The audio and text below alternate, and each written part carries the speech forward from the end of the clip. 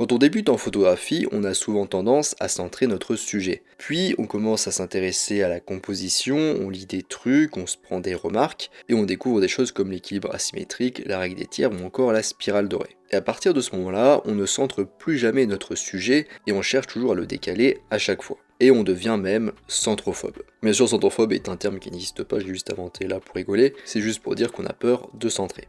Mais dans ce podcast, on va voir ensemble que parfois, centrer son sujet et sa composition, ça fonctionne et que c'est pas tout le temps un cadrage à fuir. Allez en avant, Guingamp. Avant de commencer, je vous rappelle que sur mon site photomaniac.fr, vous pouvez accéder à ma formation gratuite sur les bases de la photographie. Donc je vous invite à y aller, à vous y rendre et à vous y inscrire si ça vous intéresse. Et tout de suite, sans plus attendre, on commence. Donc déjà, on peut centrer nos compositions pour les bâtiments. En effet, les architectes et les designers utilisent souvent la symétrie dans leur construction et leurs agencements. Il est donc logique d'en tenir compte lorsque vous photographiez de l'architecture. La règle des tiers en photo d'architecture a tendance à ne rien donner d'extraordinaire. Recherchez plutôt l'axe central du bâtiment et trouvez un angle qui vous donne un équilibre de structure symétrique. Alignez le centre du viseur sur la ligne centrale de la structure et vérifiez que la plupart des éléments qui se trouvent à gauche et à droite sont à peu près identiques. Puis, déclenchez. Ensuite, on a aussi les visages qui fonctionnent bien avec les compositions centrées. Alors, les visages ne sont pas exactement symétriques, mais à peu près. Et un cadrage serré et symétrique sur un visage peut très bien fonctionner. Placez la ligne verticale centrale de votre viseur entre les deux yeux. Et tenez votre appareil photo de manière à ce que cette ligne verticale continue vers le bas en passant par le milieu du nez et de la bouche. Les deux côtés du visage seront à peu près équilibrés si votre sujet fait face à votre objectif. Si votre appareil photo en a la possibilité, n'hésitez pas à afficher la grille dans le viseur ou sur votre écran LCD. Ça vous aidera à composer et à être un peu plus précis. Vous pouvez même légèrement couper le haut de la tête, c'est pas forcément gênant, et vous pouvez mettre les yeux dans le premier tiers en haut de votre photo. Généralement ça fonctionne bien. En revanche, ne coupez pas le menton ni les bords gauche ou droit du visage. Troisième occasion où le centrage fonctionne bien, c'est pour le minimalisme et gagner en efficacité. Brisez les règles de la composition et ne placez pas toujours votre sujet en suivant la règle des tiers et optez plutôt pour un ratio 1:1 donc carré et un cadrage central.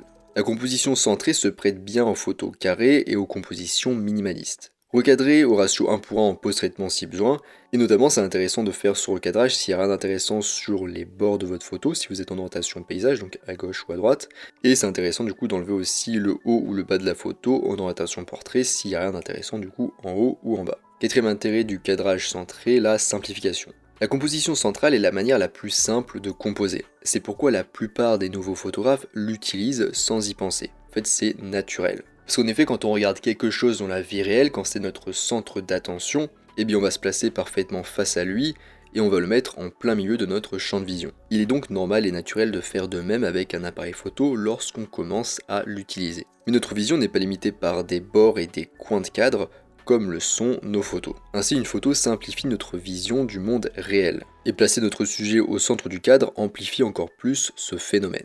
Cinquième intérêt du cadrage centré, attirer l'attention sur le sujet. En plaçant votre sujet au centre du cadre, vous attirez l'attention sur lui. Lorsque le cadre comporte beaucoup d'éléments, la nécessité d'une composition centrée devient un peu plus évidente. Et c'est particulièrement vrai lorsqu'il y a beaucoup d'éléments similaires dans le cadre. On arrive à la fin de cet épisode sur la composition centrée, donc comme on a pu le voir, c'est pas un cadrage à oublier totalement ni réservé uniquement aux débutants. Parfois il est utile et il fonctionne bien pour la composition. Donc j'espère que ça vous a plu. Je vous rappelle que sur mon site photomaniac.fr, vous pouvez vous inscrire à ma formation gratuite sur les bases de la photographie.